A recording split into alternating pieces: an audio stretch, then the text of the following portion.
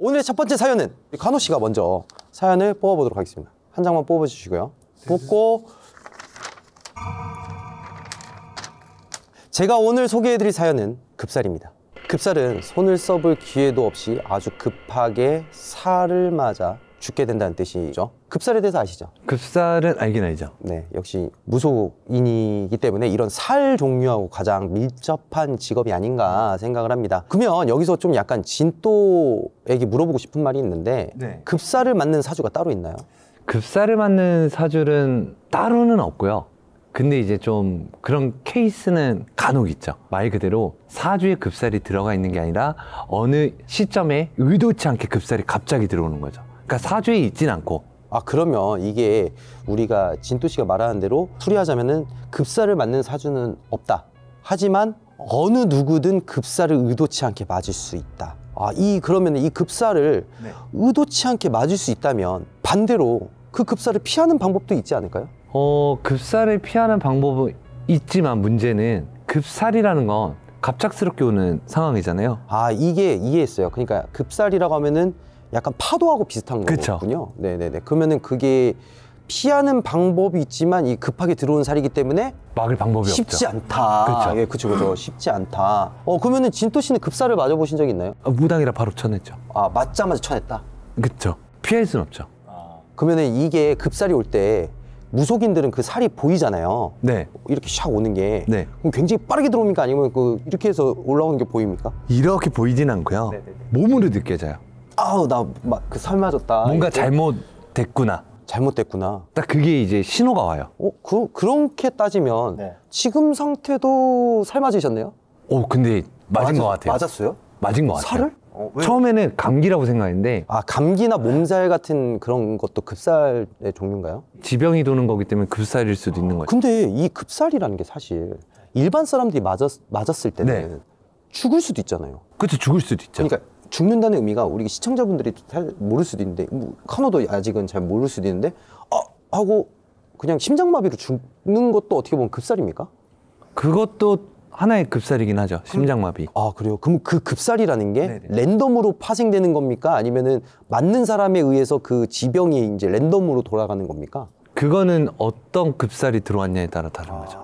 어떤 급살. 그러면 심장마비에 걸린 거나 이렇게 갑자기 딱 끽한 나는 거는 엄청난 그런 저주나 뭐 이런 엄청난 노력이 필요한 거네요. 그렇죠. 그러면은 본인이 맞았던 거는 어떤 종류의 급살이에요? 제가 맞은 급살은 양밥이었습니다. 저주. 그러면 약간 그 썰 좀 풀어주세요. 그 썰은 이제 제가 신내림을 받은 지 얼마 안 됐을 때 이제 신엄마에게 직접 받은 아니, 어떻게 신엄마가 시기 질투. 시기 질투. 그러니까 시기 질투가 심하다 보니까 제가 이제 선을 그었어요. 더 이상 3개월 안 돼서 신엄마랑은 못 하겠다. 솔직히 말씀드리면 신엄마의 행보가 그렇게 좋지는 않았어요. 그러니까 신엄마와의 그런 좀 뭔가 시기 질투로 인해서 신엄마가 그래도 아들에게 그래도 이렇게 급살이라는 건 살이 화살의 살이거든요. 그렇죠. 근데 이제 진짜 죽으라고 이렇게 화살을 쏜 건데 그거는 도의에 어긋난 행위가 그쵸. 아닌가. 하면 안 될 행위였죠. 무속 쪽에서도 이런 행위를 해서는 절대 안 되는 거잖아요. 어떻게 보면은. 굉장히 좀 산전수전을 좀 많이 겪으셨군요. 네. 그런 급살에 대한 사연입니다. 한번 이 사연에 대해서 읽어보도록 하겠습니다. 네.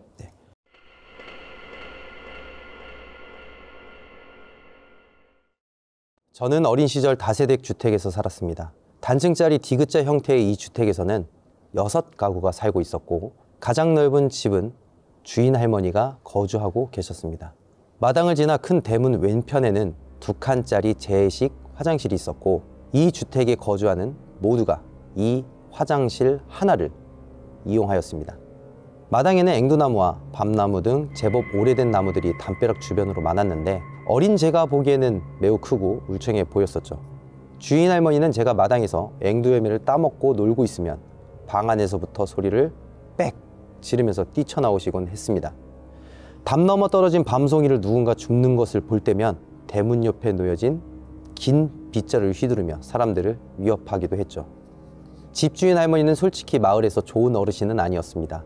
사사건건 마을 모든 일에 간섭하며 훈수를 두고 다녔고 사나운 눈매에 행동과 말도 어찌나 거치신지 할머니네 집 앞을 지나가는 것이 싫어 길을 돌아가는 사람이 있을 정도였습니다.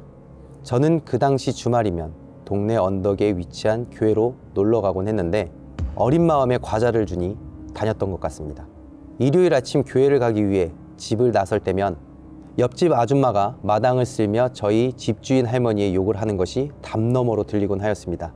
그러던 어느 날 하교 후 대문 앞에서 옆집 아줌마와 집주인 할머니가 싸우는 것을 보게 되었습니다. 옆집 아줌마는 담 너머 떨어지는 낙엽을 더 이상 혼자 치우기 싫다며 나무를 다 자르라고 화를 내고 계셨습니다. 할머니는 오래된 나무라 절대 자를 수 없다는 말만 반복하셨고 옆집 아줌마는 그런 할머니가 와서 청소하라는 말로 반박하셨죠. 같은 말이 계속 오갔습니다. 저는 할머니 뒤에서 한참 지켜보다 점점 언성이 높아지기에 방에 들어와 숙제를 하였습니다. 곧 어머니도 아휴 아직도 싸우시네 하며 들어오셔서 저녁 준비를 하셨습니다. 저희 식구가 누워 잠이 들 때쯤 집주인 할머니의 거친 욕설 섞인 목소리가 다시 들려왔습니다. 이 늦은 시간에 또 싸우시는 건가 싶었지만 옆집 아주머니의 목소리는 들려오지 않았습니다. 결국 참다 못한 엄마가 밖으로 나가셨습니다.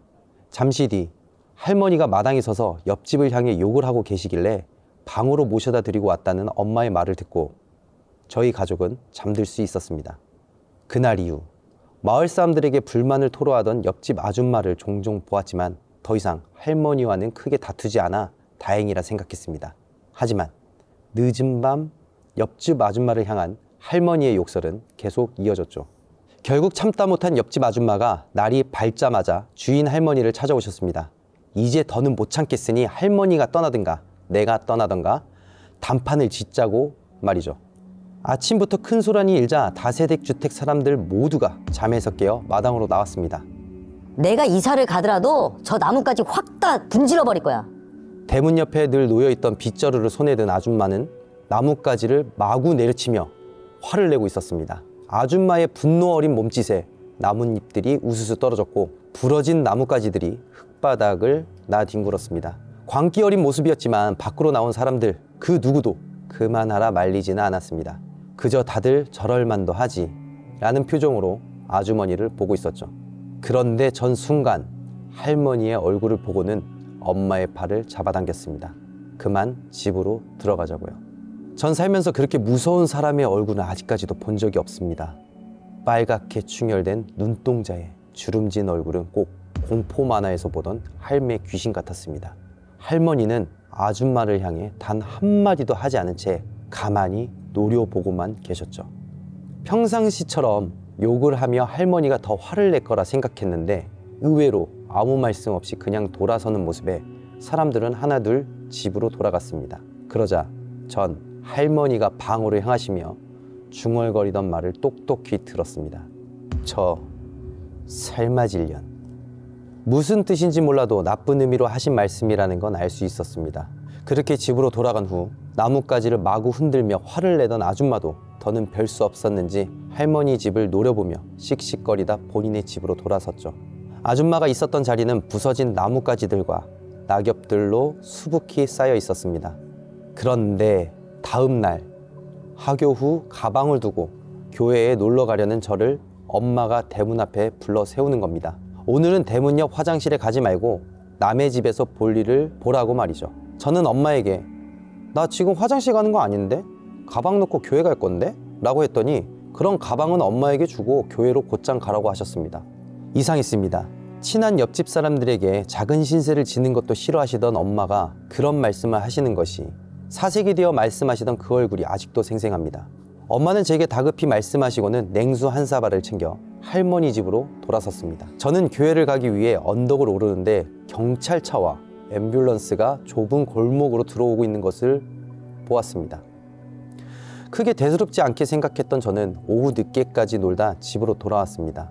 그리고 한참 후에야 듣게 되었습니다. 옆집 아주머니가 돌아가셨다는 사실을요. 그 후 저희 집은 얼마 안 가 급히 이사를 했습니다. 어느덧 20년이라는 시간이 흘렀습니다. 어느 날 엄마와 통화를 하고 있는데 앵두 따먹고 놀던 어린 시절 얘기가 나왔습니다. 자연스레 주인집 할머니의 얘기도 뒤따랐습니다. 할머니 몰래 앵두를 따먹다 걸려 자주 혼이 났다는 얘기를 하자 엄마는 어른들도 많이 혼났다며 웃으셨죠. 그러나 추억에 잠긴 웃음도 잠시 엄마가 제게 물어보시더군요. 엄마가 화장실에 가지 말고 교회로 곧장 가라고 했던 일이 생각나느냐고요. 저는 당연히 기억한다고 답했습니다. 이유는 아냐고 묻기에 솔직히 지금도 모르겠다고 했죠. 그러자 엄마는 놀라지 말고 들으라며 그날의 이야기를 해주셨습니다. 엄마 역시 살면서 처음 보는 광경이었다고 합니다. 그래서 더 그날의 일이 생생하다고 하셨죠. 옆집 아줌마가 주인집 할머니의 나무를 훼손하던 다음 날 엄마는 빨래를 널러 마당에 잠시 나왔다고 합니다. 그때 옆집 아줌마가 또다시 할머니를 찾아오셨대요. 씩씩거리는 모양새가 쌈이 또 한바탕 붙겠다 싶어 엄마는 얼른 빨래를 널고 방으로 들어왔다고 합니다. 그런데 생각보다 밖이 한참이나 고요했대요. 다행히 오늘은 두 사람이 싸우지 않나 보다 싶었던 엄마는 방 안에서 한참 동안 집안일을 했다고 해요. 옆집 아줌마가 오셨던 일도 까먹었을 때쯤 갑자기 밖에서 비명소리가 들리더랍니다. 아! 뒷집 새댁 목소리 같아 엄마가 급히 밖으로 뛰쳐나가 보니 하얗게 질린 새댁이 재래식 화장실을 향해 바라보며 주저앉아 있었대요. 무슨 일인가 싶어 화장실을 본 엄마도 그 자리에서 주저앉으셨다고 합니다. 옆집 아줌마가 화장실 안에서 돌아가셨대요. 선체로 바지도 추스리지 못한 채. 집으로 돌아가기 전 화장실에 들렸던 아줌마가 그대로 심장마비가 와 얼어붙은 듯 서서 돌아가셨다고. 선체로 죽었다니 엄마의 말을 듣자마자 너무 무서웠습니다. 하지만 도무지 이해가 되지 않아 엄마한테 진짜로? 사람이 어떻게 선체로 죽을 수가 있어? 여러 번 되물었더니 엄마가 똑똑히 보았다더군요.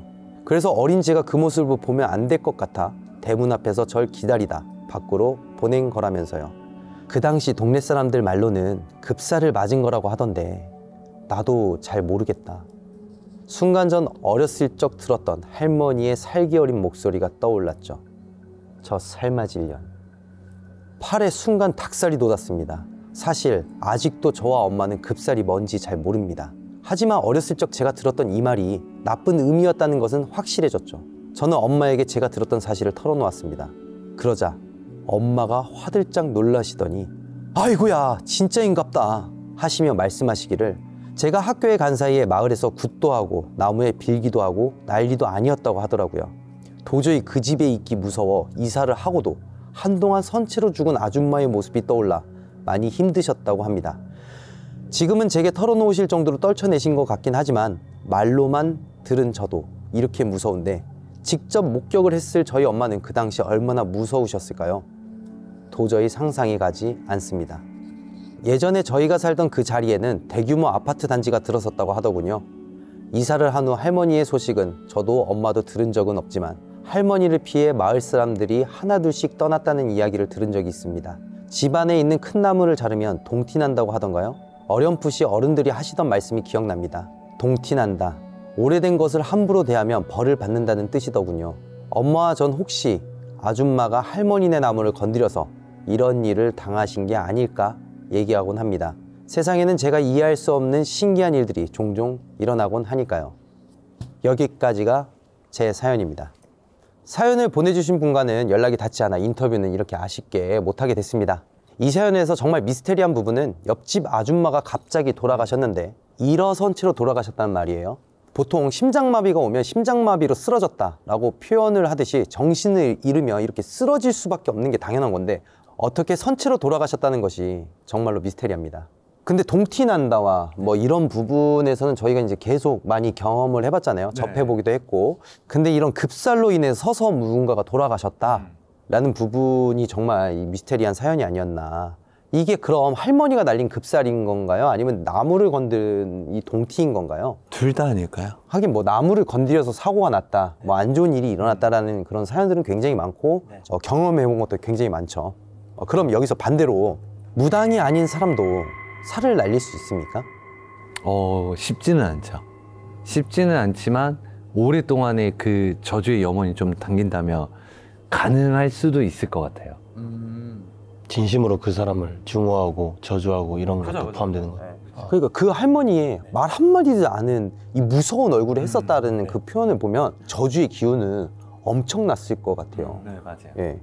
보통은 우리가 저 삶아질 년이라고 표현하기보다는 저 돌 맞아 죽을 년, 네, 저 지랄 맞을 년 이렇게 욕을 하거나 이렇게 하는 건데 굉장히 그 삶아질 년이라고 얘기했을 때는 이게 정말 엄청난 저주의 기운이 아니었을까 라는 생각을 들게 하는 사연이었고, 그리고 이제 또 뭐 아까 전에 첫 번째도 물어봤지만 살을 맞아서 선체로 죽었을까? 아니면 나무를 잘못 건드려서 선체로 죽었을까? 라고 나는 이런 궁금증에서 저희가 유추할 수 있는 거는 둘 다 같다.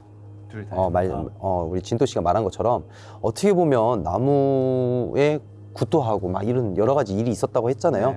근데 이제 그 무속인이 이건 살이다! 라고 했으면은 그 할머니한테 뭔가를 했을 가능성이 많은데 나무에게만 이렇게 했던 거 보면은 아마 그 할머니의 저주의 기운과 이 동티의 기운이 같이 합쳐진 게 아니었을까. 원인은 나무의 가장 큰 그 나무하고 잘 맞아 들어가서 이게 같이 이제 그게 된 게 아닌가. 그렇게 생각을 합니다. 무속인의 입장에서 봤을 때는 사람이 선체로 죽을 정도의 이 급살 혹은 저주면 어느 정도입니까? 그러니까 무속인이 표현하기에는 이 정도면 진짜 어느 정도까지 해야지 가능한 거다. 레벨로 두자면 수치로 두자면 네. 최고죠.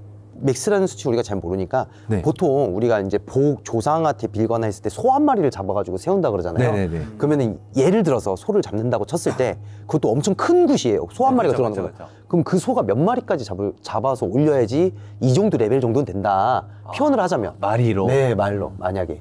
이건 거의 한 100마리? 장난 아닌데. 한 마리도 엄청 큰 네. 굿이에요. 한 마리도 엄청 큰 엄청 큰 굿이에요. 그러니까 이거는 표현을 못 할 수밖에 없는 게 선체로 급사를 한 거잖아요. 어떻게 보면은 급사를 했는데 바지도 추스리지도 못하고 보통 그러니까 제 경험상으로는 급사라 해도 이제 뭐 쓰러진다거나 아니면 그 향후에 증상들이 조금 있어요. 전후에. 근데 이거는 화장실에서 갑자기잖아요. 이 정도면은 거의 정말 무속인 입장이어도 표현하기 힘들 정도의 좀 기운이라고 봐야죠. 정말이 말도 안 되는 거. 말도 안 되는. 말도 안 되는 일이 벌어지고야 말았네요. 근데 네. 야, 굉장히 위험하네요, 진짜로.